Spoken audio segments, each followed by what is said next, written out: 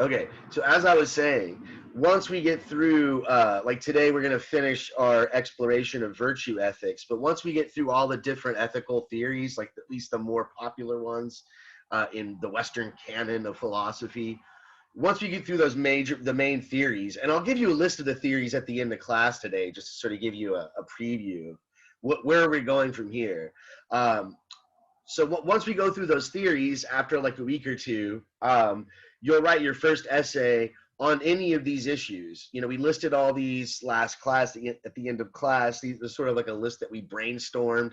Some of them are your own. You know, you guys threw them in. Most of them, I would say, are actually pretty typical of this kind of a course. If you take a class in contemporary moral problems or contemporary ethical issues, you'll cover a large part of these. So the first essay will be, you know, again, pick virtue ethics or Kantian ethics or whatever one you want, and write an essay from that perspective on one of these issues. So that's probably what it'll look like. I'll post the assignment pretty soon, and a due date probably in 2 or 3 weeks from now.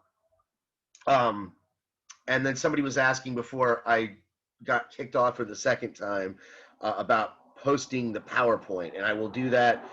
Just you might have to give me a nudge and an email to remind me, but I'll post the PowerPoints on Blackboard for you guys once they're finished. So without further ado, let's go ahead and wrap up as much as we can in the short time that we have. Let's wrap up virtue ethics. I barely scratched the surface last time. We talked about a little bit about Plato. Like, we're not going to do much Plato in this class.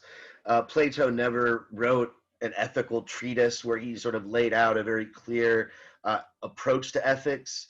But I talked about how Aristotle was somewhat influenced by Plato, but he's different. Plato seemed to be a much more absolutist when it came to moral truths. Moral truths, and all truth for that matter, for Plato, were based on these ideal, unchanging, eternal forms. The forms, the ideas, the form of beauty, the form of good, and any type of good that we could ever judge in this realm, the world of, you know, that we're stuck in, the physical realm, was always based on this higher ideal realm of forms. When we get to someone like Aristotle, we get a much more practical approach to ethics. And for him, knowing the good, like for Plato, that's not enough for Aristotle. Just to know and to understand the good, it's not enough to be good.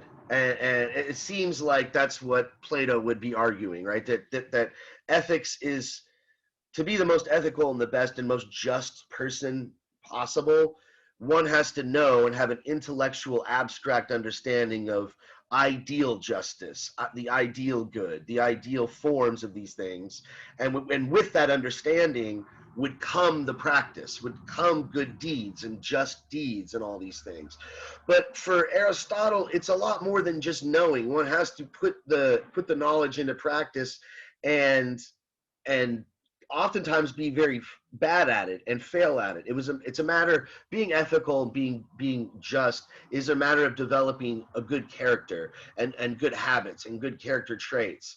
And so it's a lot like, and he uses this analogy quite a bit in his writings on ethics. It's a bit like learning how to play an instrument. He always talks about the flute. You know, if you want to be a flute player, you know, how to be a good, virtuous flute player.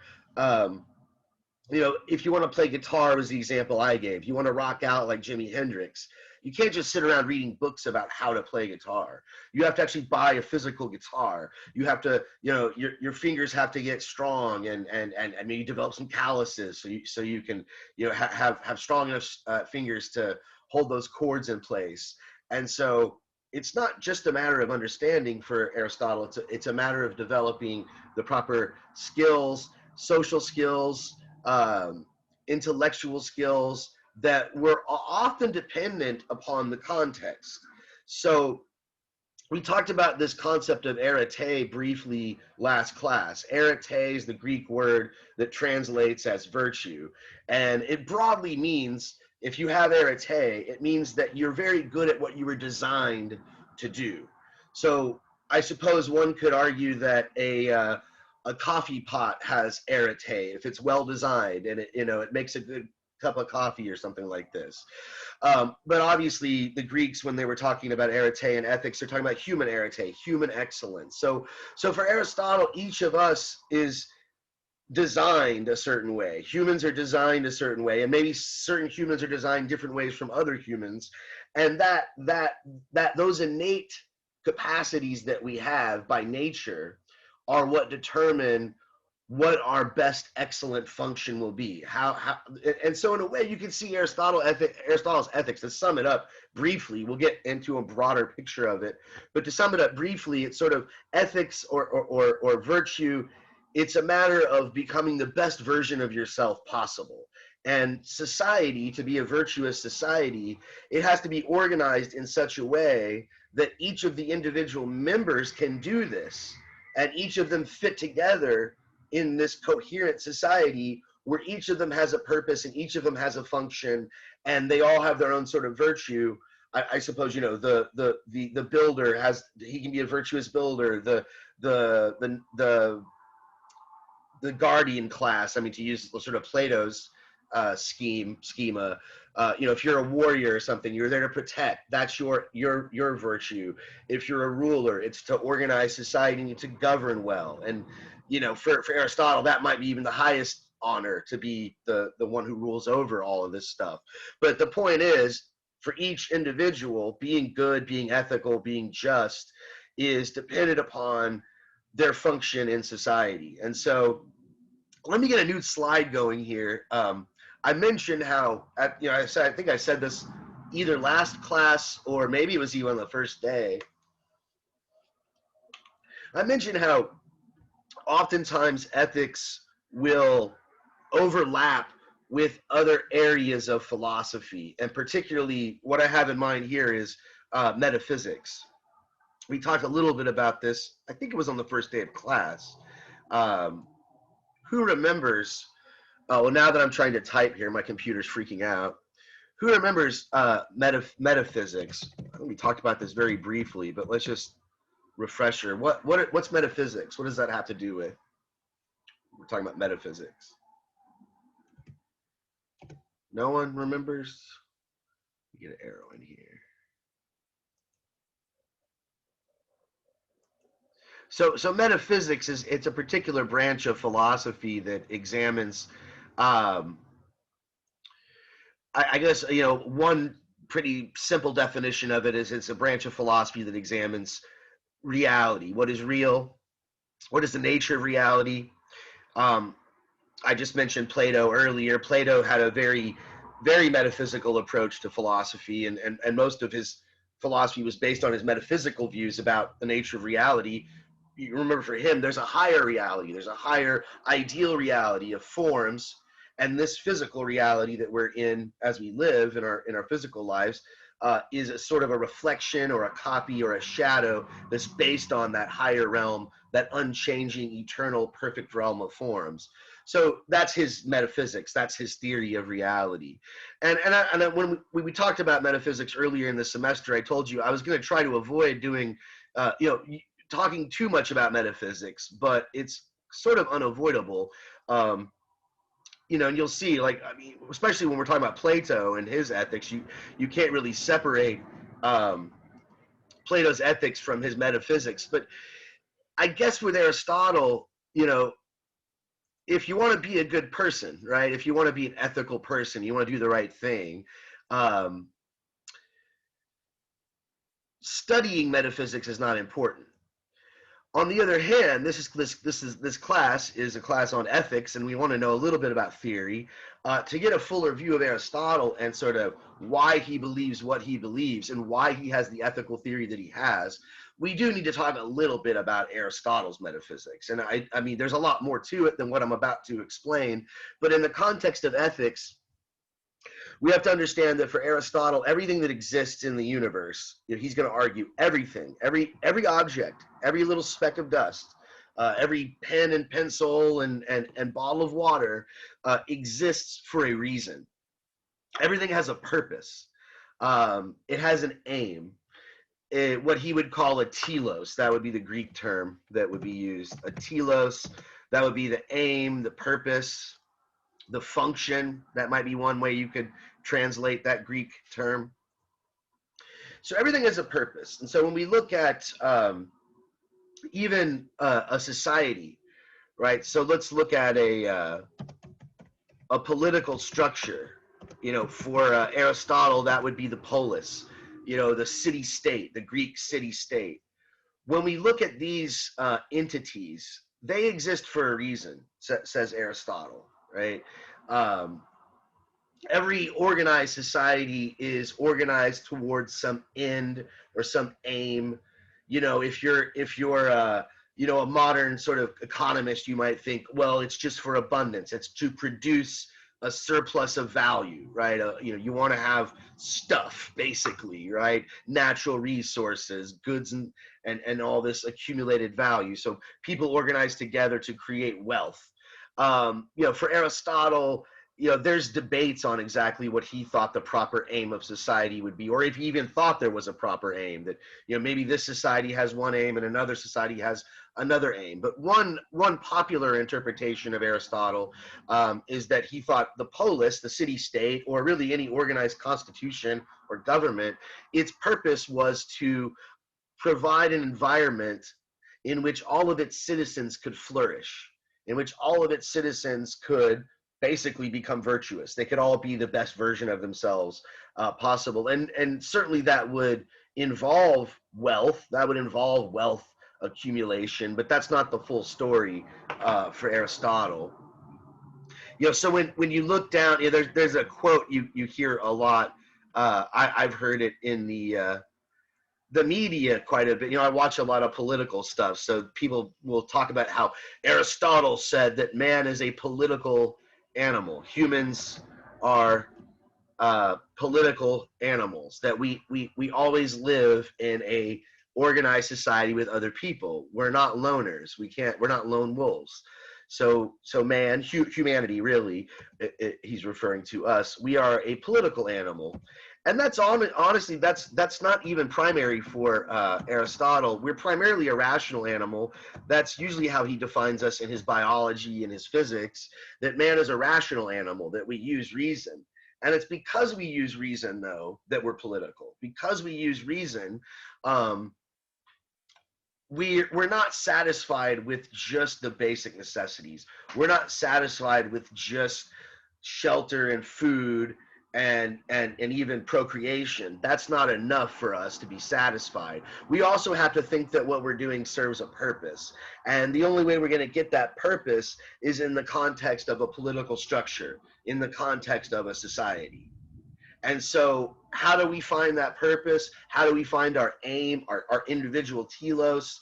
Well, for Aristotle, that is a very individual thing, right? Each individual, right? Each individual in that society at large, right? They're all going to have their own different purpose. Now, there's not going to be that much uniqueness, I suppose, right? You know, for Plato, there were basically three types of people.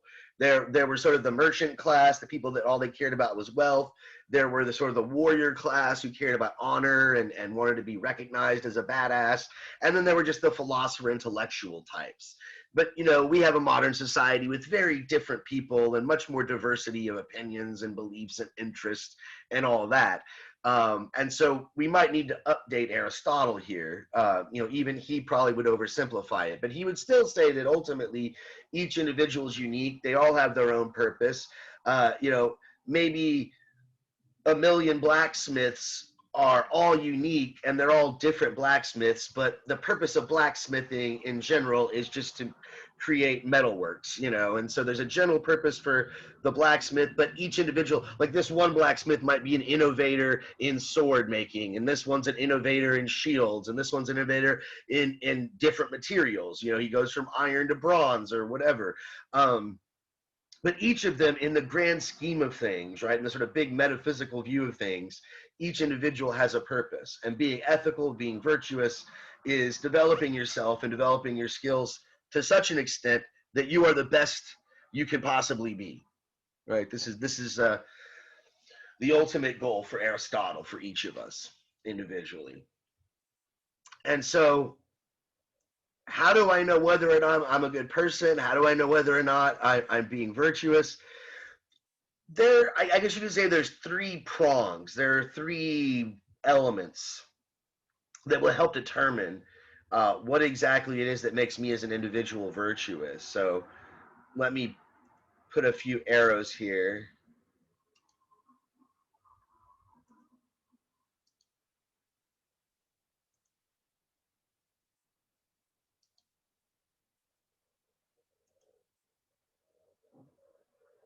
Okay, that's not working. Okay, cool. There we go. I got two arrows.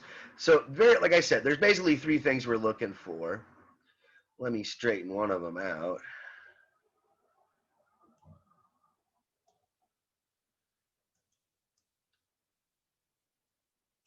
I guess not. Forget it. I'll just make them different lengths. That's faster for me and less confusing for my computer.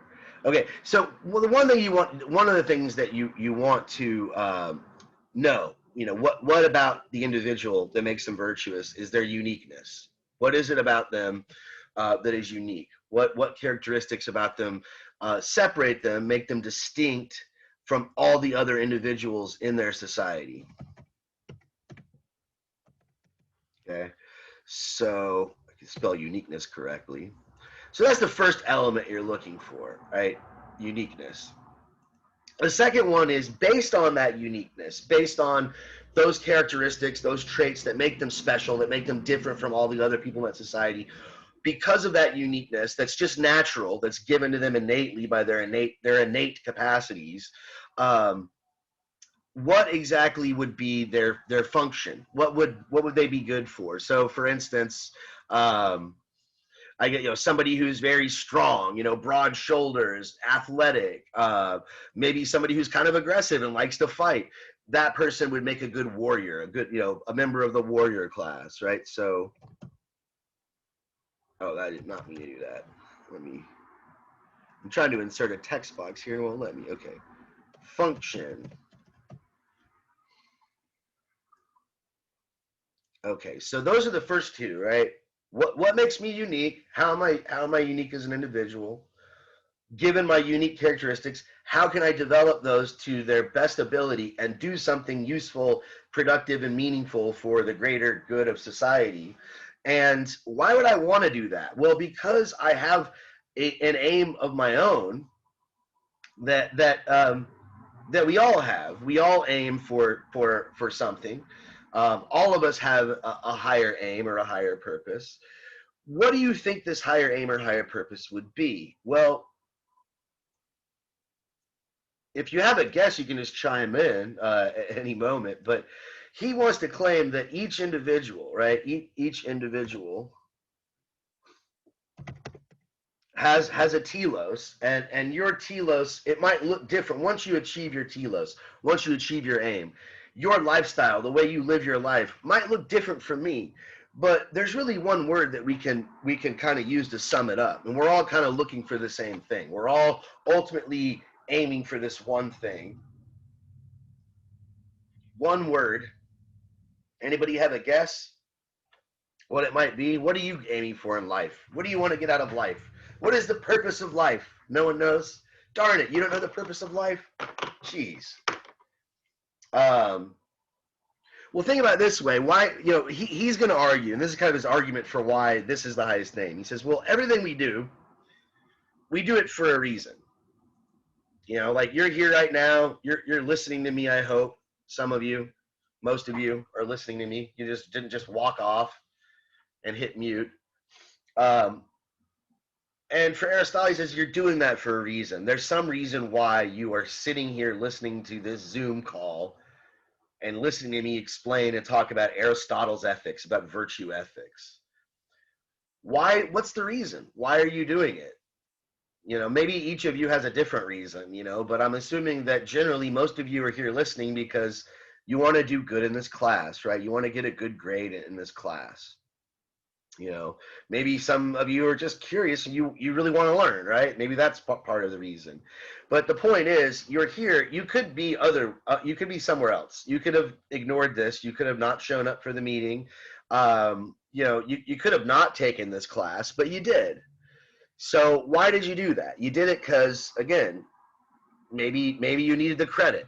You know, it's a part of your degree plan. I'm assuming, though, taking this class and getting a good grade in this class is not your highest aim.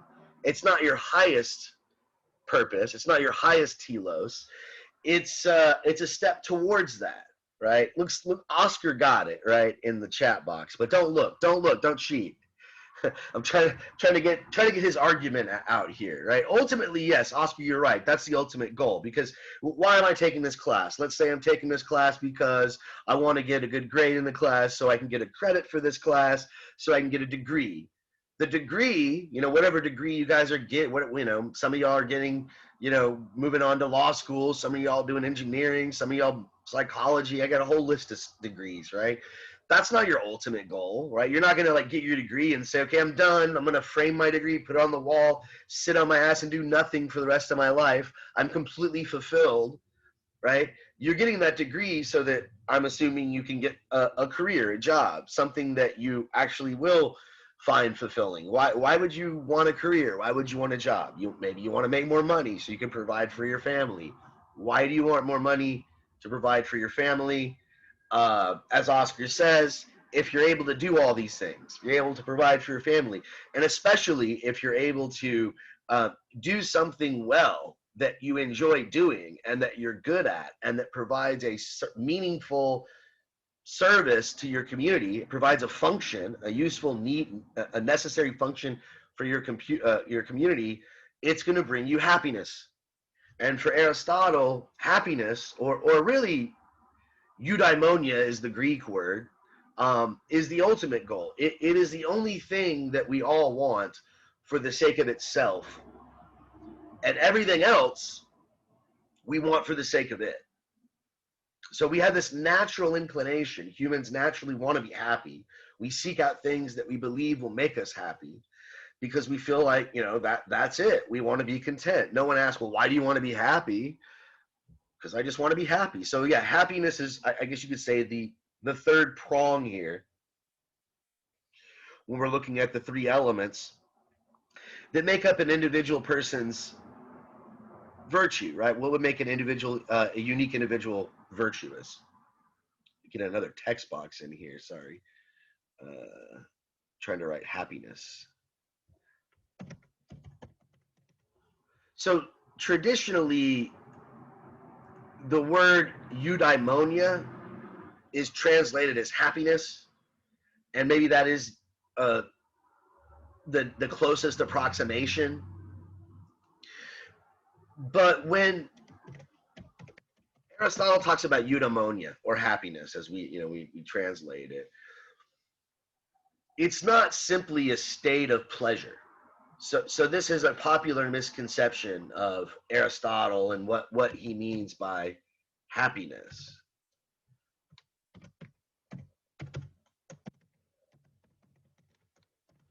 There are a lot of other contenders for translations. So some would say flourishing, right? Human flourishing, it's spelled flourishing, right? Self-actualization, right? Or self-fulfillment.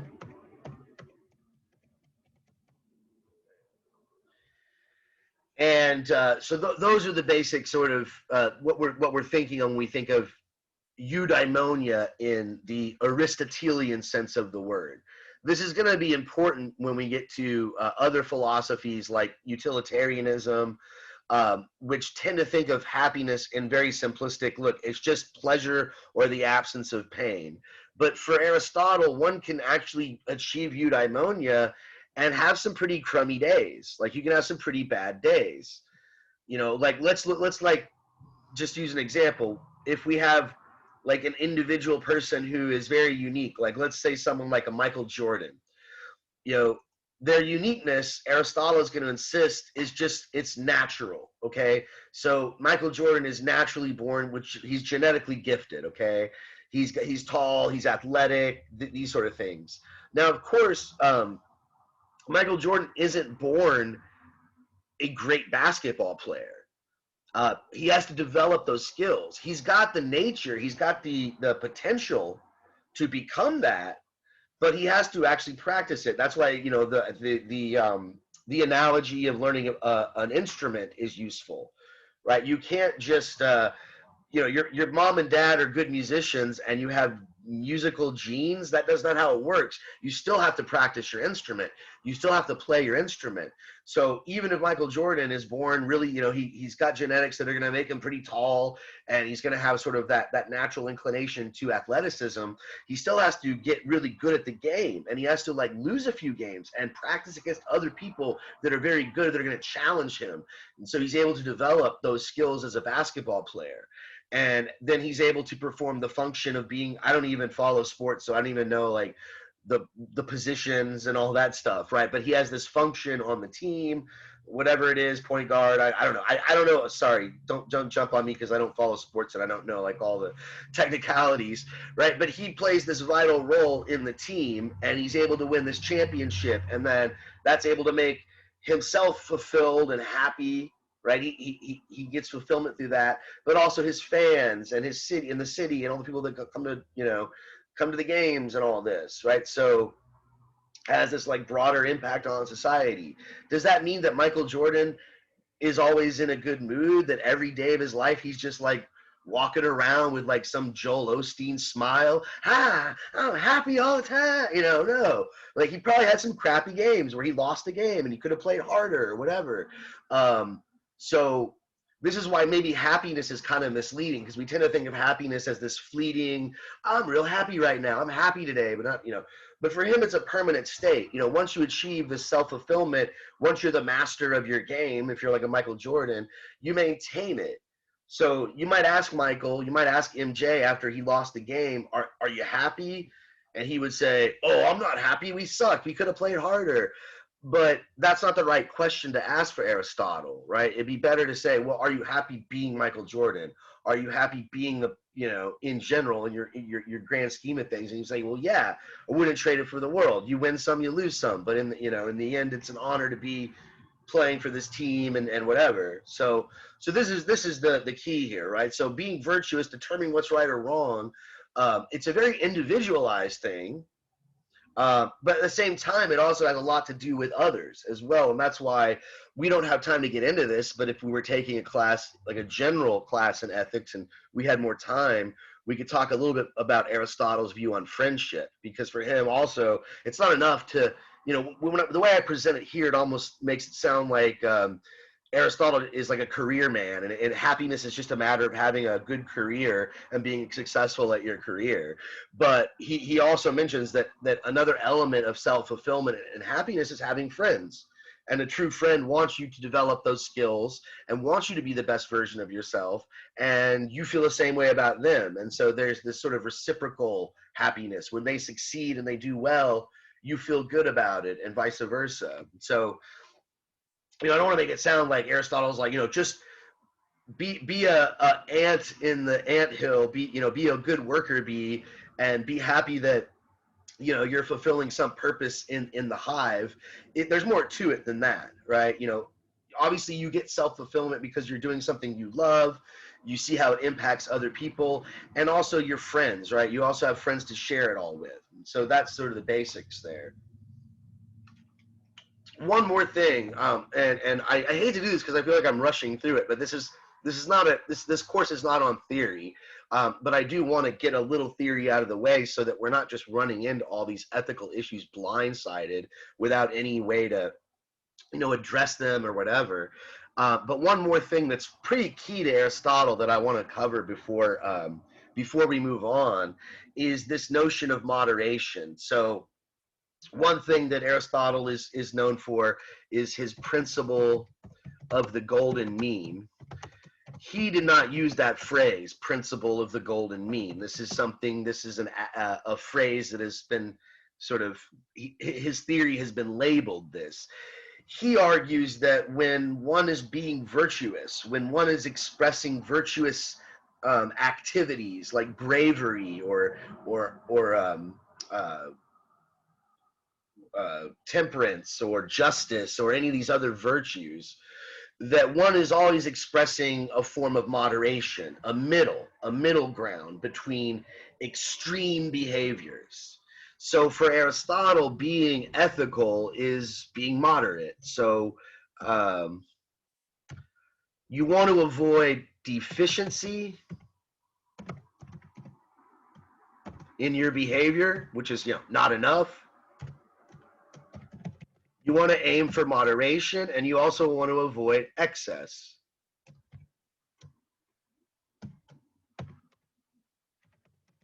So, like, for example, I mentioned bravery. For him, being brave is something we all would aspire to. If you want to be virtuous, obviously, you don't want to be a coward. That would be deficient. Cowardice is not brave at all. But if you're excessive, like you're not afraid of anything, and you just fly into certain death like a moron, that's rash. That's being rash. So the middle ground is what you want to aim for. This is his sort of principle of the golden mean. So not only are we trying to develop character traits, good character traits to develop virtue, but what that literally means in most cases, and there might be some exceptions, he'll admit not everything that's virtuous is moderate. You don't want to moderately commit adultery or moderately commit theft. You want to be deficient at committing adultery and theft and all these things. But by and large, you just want to avoid excess. You don't want to take it too far, and you want to avoid deficiency. And this is a matter of practice and skills, and it might be different for different individuals. If we back up here to this slide at the beginning, we were talking about how each unique individual, because they're unique, they have to take that into consideration when they're determining their function. The same thing applies to moderation. What is moderate for me might not be moderate for you, and vice versa, depending on what my function is. So someone who's I don't know, somebody who he was sexist, so he'd probably say like the bravery of a woman is not, she should be brave, but we shouldn't expect her to be as brave as a man, or something like that. Or certainly, I mean, to like, I guess, update it and be less sexist, we could say, like if you were hired to be a security guard, or you were hired to be a police officer or the military, you're expected to be more brave. You're expected to like be a little bit more fearless than someone else in society, given their function. That would be, some, and not only that too, I guess certain behavior might be appropriate in some situations where it would be inappropriate in other situations. If I'm in New Orleans during Mardi Gras and I want to jump and dance on a bar, that might be completely fine because everybody else is up on the bar dancing and yelling and screaming.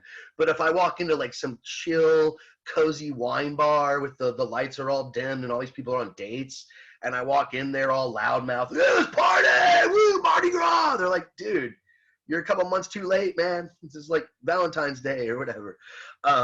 So one sort of behavior might be appropriate in one situation and not in another. And so this is something that would be, we would have to deal with, and we couldn't really come up with some abstract universal rule a la Plato, some universal form. This is only something we could really gather through practice, through knowing social norms, through knowing what is being expressed.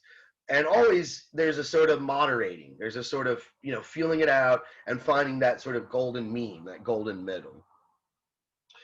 So that's Aristotle in a nutshell. We've got about 10 minutes to kill here, and what I want to do at the end of class is go over sort of, well, I'm going to just sort of lay out all the different theories that we're going to cover, and let's when I'm done with that, let's come back to this slide, the one that we wrote last class, last meeting, all these different issues, and let's try to think about how Aristotle or a virtue ethicist might approach them. So we'll do that at the end, but really quick, let's preview what's coming next. So we just got done with virtue ethics. Remember, so for Aristotle, being ethical is a matter of developing yourself to being the most virtuous person you can be, being brave and good and just and wise and moderate and temperate and all these other things. Having, not being too arrogant, but also but having pride and all this stuff. He's got all these virtues that he lists, and developing those things. After the virtue ethics, I think Wednesday, next meeting, what we have on the syllabus, I'm not quite sure how the syllabus is structured. I think it's got contractarianism next. So that would be Thomas Hobbes, although that's sort of out of order. I almost feel like we should do natural law theory next. But let's look at all the different normative, I guess what you might call normative ethical theories, the real popular ones. There are more than these, but these are sort of the big heavyweights. And so today we talked about virtue ethics. Okay. Next meeting, we might talk a bit about natural law theory. That would be the next one historically. So I'm still debating. I would say go ahead and start reading Hobbes. That's the next reading that's up on Blackboard. But I'm starting to think I should probably cover natural law theory next, because it follows from Aristotle chronologically, historically, and also theoretically it's very similar, or there's at least a relationship between the two. So we might actually start class with natural law theory next, but after that we've got contractarian or contractarianism. You'll have to hear people talk about contractarian ethical theories, but I'm lazy, so I'll just call it contractarianism, something like Thomas Hobbes, where justice, right and wrong are really based upon societal contract, a social contract. We'll also talk about consequentialism, and in particular, I'm going to put utilitarianism in parentheses.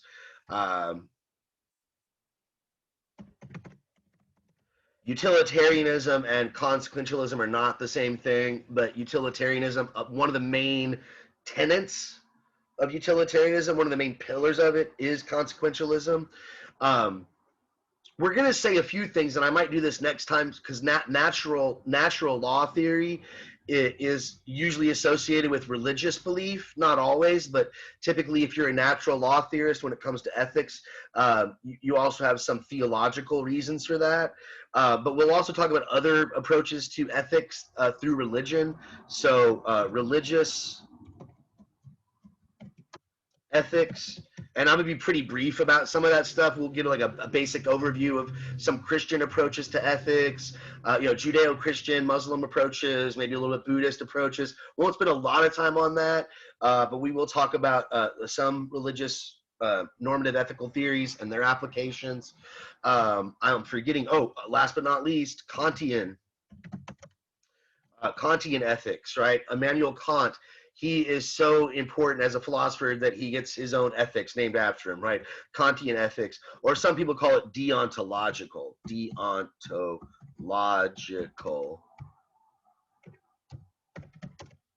ethics, which I don't think is appropriate. I think that Kantian ethics is a type of deontological ethics, but there are maybe other approaches. You might argue that Plato and his approach to ethics is deontological. Let me see. I feel like I'm forgetting something really important here. These are really the big ones, but there might be another one on my list. I'm going to stop sharing my screen real quick so I can look at my. I closed it. Darn it! I thought I had it open, but I had the syllabus open earlier. I'm almost afraid to try to open it now. But I think those are the main theories that I've covered. We already covered relativism. We covered virtue ethics. Next time again. We're going to move on to natural law theory, contractarianism.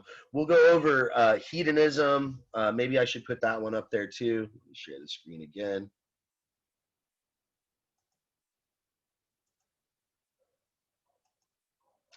So hedonism is going to come up definitely in the context of contractarianism, because Thomas Hobbes, who was a contractarian, was also a hedonist as well. So there's a hedonistic element to his philosophy. So we'll have to talk about that as well, and that will come up probably the second half of class next meeting.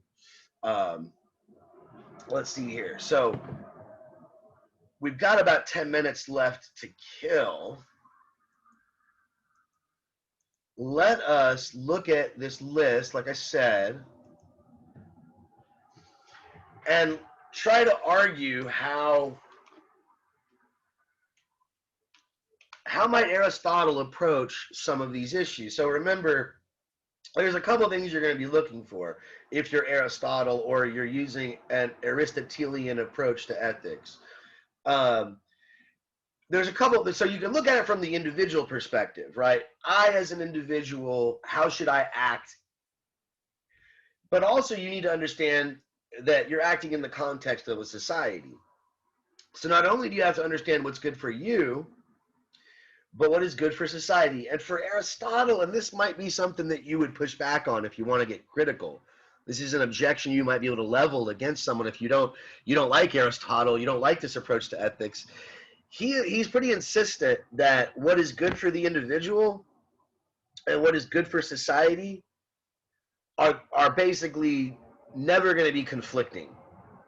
And so, and if they are, if something is actually going to improve the individual, make them a better person, and it actually harms society, he would say that that's a contradiction. That just can't be, right? That individual is probably being unjust. That individual is probably doing something that's not right, that's not virtuous. Or maybe the society that individual lives in is unjust. One or the other, right? But if everything is sort of organized virtuously and justly, there should never really be a conflict between the good of the individual and the good of the society in which they live. I don't see how I'm looking at the death penalty. I'm not really quite sure how anyone could frame the death penalty as good for the individual. So I don't even know if that's how Aristotle would even think about the death penalty, right? If we're looking at capital punishment from Aristotle's point of view, I would think that he'd be probably looking at it more from the general view of society. Like if first of all, you have to know what the aim is, right? Why are we killing people? What is the telos? Why do we execute prisoners? What is the aim? What is the telos? Does anybody have any answers to that? I mean, there's several answers. There's several theories, I guess, like several theories of political theories, political philosophies for Could why. you ask Yeah. the question again, please? I'm sorry. Say it again. What was the question? What's the justification for the death penalty? Like, what's the aim? Why do we punish prisoners that way as a society? What is our goal? Like, what do you get out of it? What's your aim? Why would you kill? Like, if someone's a murderer and they've been convicted of murder, why do you murder them? Like, what's the purpose? What's the telos? What are you supposed to get out of it? It's like an official form of revenge, I guess. Okay, so retribution, that would be one justification for it. I guess it depends on how you define retribution and revenge, but if that were your aim, I don't know, maybe that he would say it's justified. I don't know, eye for an eye. To me, you were about to say something, Raven. What were you gonna say? Oh, I was going to say the eye for an eye, but you could also look at it through the money side. The prison, sometimes they make money off of this. So if they get the option to they're killing them. They get the option to do it, they're going to do it. It's not like, oh, I kill them and get cash, but there's other aspects of the business that gives them money. Yeah. Yeah, I was gonna say I think they probably make more money after not killing them. I think they get like more federal money per year for keeping them alive probably than executing them. But if punishment is just to make money for the prison system, then that, like, man, I hope that's not the case. I don't see how that would be just. And Aristotle didn't seem to think that was a just aim for a society, just making money. He thought, well, one of the reasons why he thought that making money in itself, just making money, if that was your ultimate goal, that couldn't give you happiness. That could not bring eudaimonia, because there's no limit. You can always make more money. And so you would never know when you had too much or not enough. Like, for him, it's like you need enough money to provide for your family, to provide for your general well-being, But if you just pursue money for its own sake, you'll never be happy. So if we tie the prison system to that aim, I doubt he would like that either. What were you gonna say though? Aside from the money, maybe how he kind of said the eye for an eye, but also maybe how some people, like, whatever they're being killed for, I'll use rape for example. Like, say this person like raped someone and they ended up dying from the cause of it, so then they were like, okay, like, we're gonna give him the death penalty because he raped this woman and died. And so people feel it's like, okay, well, now we need to take this person out of the world because of what his morals are telling him to do. Like, he morally thought raping someone was right, so they're like, we're gonna take this person, like, he's cruel, he's evil, he's gonna act on it again if somehow he gets let out of prison, out of jail. So they're thinking, okay, well, if we kill him now, we won't have to deal with those later consequences. I have a feeling, and he never wrote about this as far as I know, but I have a feeling that that's how Aristotle would approach the death penalty. He would say pretty much what you just said. Like, he would probably say, well, look, this person has shown that they're violent, that they're able to kill someone, like, violently, one of their fellow citizens, you know, rape and murder them or whatever. So, like, in order to, like, keep our other citizens safe, like, you know, we need to get rid of them. And so, yeah, it's like a preventative measure. So I'm trying to open my chat box. For some reason it won't open, darn it. I'm trying to, somebody put retribution. Oh, now finally it opens as I close my screen share. I'm going to try to list all this stuff. Maybe I should have listed it on the PowerPoint. But yeah, so retribution, so that's sort of the eye for an eye. What you're talking about, Raven, I think it's not the same thing as retribution. It's more like preventative. Like, you want to prevent, this is a person who might hurt others, so to prevent them from hurting others, they need to just be stopped. And then no one's mentioned another one. What's another possibility why we might enact a death penalty to someone who murders someone else? It's kind of similar to preventative, but it's not exactly the same. To bring peace to the family?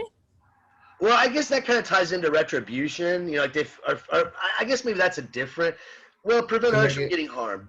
Moises, were you gonna say something? Yes, sir. To make an example out of them, so that we can show some of the consequences and just to show everybody else what kind of behavior that leads to. Right. I'm gonna put deterrent. Right. So you're deterring others, right, from doing the same thing, right? Like, so they'll be like, well, I was gonna murder my neighbor, but now that I saw what happens to people that murder people, I'm not gonna murder my neighbor anymore. You know. So, like, some people use this, and I'm gonna try to, like, be unbiased here, but from my understanding, that's not that good of an argument. Like, at least it's inconclusive. The deterrence argument, at least for the death penalty. I don't know about other crimes, but you're going to see when Hobbes uses this sort of argument, when we get to Thomas Hobbes, he thinks that if you're going to organize a society that's safe, you have to have really harsh punishments.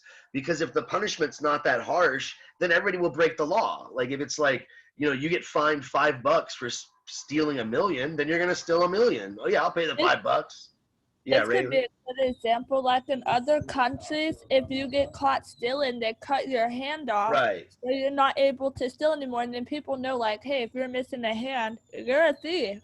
Yeah, yeah. So you're like, yeah, you're like socially outcast. Plus, you're like handless, but so I guess, but again, that's one argument for the death penalty. And I guess if you're Aristotle, you're trying to think of, okay, well, what's the aim? And so if the aim is a deterrent, you know, to, like, prevent others from doing it, then I guess you really don't know whether or not the death penalty is good or bad universally. I guess it would depend on each individual case. Or I guess you could come up with, like, you could do statistics. You could do a sociological study and be like, hey, the countries that have harsher death penalty laws, do they have less murder per capita? And is there a correlation? Is there causation or whatever?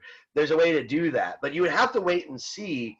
This is something that some people criticize Aristotle, his approach for, is that, you know, someone like Kant is going to say, well, we need to know, like, universally what the right thing to do is. I need to know before I murder somebody, in the name of the state, before I punish somebody with the death penalty, I need to know whether that's moral or immoral. And you can't tell me I have to wait and see the effect of it. You know, is it going to prevent others from doing it? You know, I think though, but to save him, I think the best approach would be the first thing you said, Raven, about how, well, I think it was the first thing you said. You said a couple things, but you said that like, oh, well, it would prevent him, the person that do the murdering, it at least would prevent them from murdering again. And so I think that would be, if you're Aristotle, that would be the best defense of the death penalty. I think that if you do like what Moises said about you know, well, you want to do it so other people don't murder, that one's questionable. Like, it might work, it might not. You know, you have to kind of wait and see. You have to wait till after it happens, and then you can judge. And so, and some people think like Aristotle, because of this, you can pretty much justify or condemn anything. All you have to do is sort of look at all the results and like pick out the good ones and say, see, it was good. This thing happened and that thing happened and that was good. So the action was good. Or you can pick out, well, this happened and that happened afterwards, and so that was bad. And so, but you are, in a way, you could argue that Aristotle, there's an element of consequentialism. You're looking for consequences. You want to know what's going to happen because you're aiming for a certain goal. You know, you're punishing somebody because you want to deter others, or you want to prevent, right? The goodness or the badness of your action is always going to be judged on its effectiveness, its ability to achieve that goal. So that's the vector. We've got 2 minutes left, man, but I was having a lot of fun there. Does anybody, I guess if you don't, we can end it here, but let me go back to that list. I'll just start calling off the list here. And if anybody wants to jump in, if they have any ideas of how like Aristotle might approach any of these topics, like abortion, hunger or poverty, corruption in politics, AI, marriage laws, drug laws, gun control. I don't think Aristotle would be a feminist. He might be a feminist if we taught him a lot of history. You know, Aristotle, you know, he thought that all the sort of rules and norms that we had in society, they were there for a reason. And if there's any change, the change has to be gradual and moderate, right? Not too excessive. And so, but I think that if you went through the whole history of the women's movement or whatever, you might be able to convince him to let the women still work and get an education and vote and all that. But as far as he's concerned, they were second-class citizens. Animal rights. I don't think Aristotle would even understand the concept of animal rights. This is to say, like, maybe I'm limiting myself by trying to think about how Aristotle would think about these things. I don't want to give you the idea that we can't update these theories. You know, maybe virtue ethics is a good framework. We don't necessarily have to think about it the way a Greek would. It's helpful. It's kind of helpful to understand how Aristotle might approach this, but you might update your virtue theory. I'm trying to think of like marriage laws. You know, for him, marriage was probably just a way to, you know, I think he considered his wife a friend, and he loved her and respected her, but marriage was really there for family, to have a baby and to like procreate. I don't know what he would think about same-sex marriage. He would probably be pretty conservative about it. He would probably not approve of it. But we could update Aristotle. We don't have to take his word for that. We could say, well, you know what? Screw you, Aristotle. You said that it's all about eudaimonia and self-fulfillment and self-actualization. And if I happen to feel that, you know, maybe I'm homosexual and I want to have a same-sex marriage, then that would make me fulfilled or whatever. Then, you know, again, we can update this stuff. We don't have to stick to, you know, his way of thinking when we do this. Although, you know, both approaches I think are useful. Nobody's jumping in, so I guess I'll just leave it. Maybe for our homework, this is what I'll do at the beginning of class next time. For homework, you know, take a screenshot of this. I'll try to remember to post this PowerPoint on Blackboard. But if not, take a screenshot of this. I'll leave it up for, you know, a little while. And pick one of these and try to figure out, how would a virtue ethicist approach these? We talked about the death penalty today, and I kind of guided us through the death penalty. But pick any of the other ones and try to guess or try to come up with an argument that somebody like an Aristotle would he be for it? Would he be against it? Why? Why not? That's the sort of thing. I want to begin class with that, and then we'll move on to talking about Thomas Hobbes and contractarianism and all that good stuff. So I'm pretty sure, Raven, you're the only one that showed up. I got everybody else here on the roster. Did Mariana show up? Mariana, Allison, or Afshin? Yeah, I didn't think so. All right. Well, if you're sorry, I'm keeping you guys late. If you're waiting to log off, go ahead and log off. You're free to go. I've got you here. I'll stick around. I'm stopping the recording